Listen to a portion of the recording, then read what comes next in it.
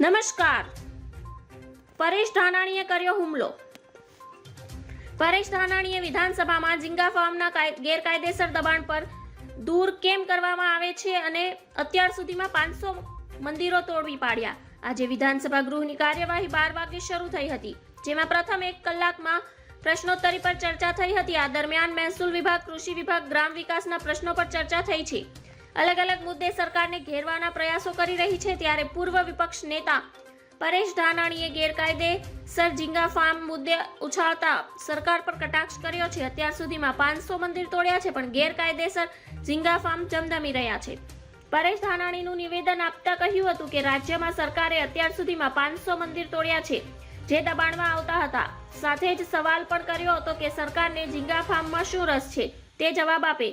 પ્રદીપ પરમારે જણાવ્યું હતું કે સરકાર છેવાડાના માનવીની ચિંતા કરી રહી છે, જેથી ગત વર્ષ કરતા બજેટમાં 7.29% વધારો કરાયો છે. ધન્યવાદ. જય હિન્દ.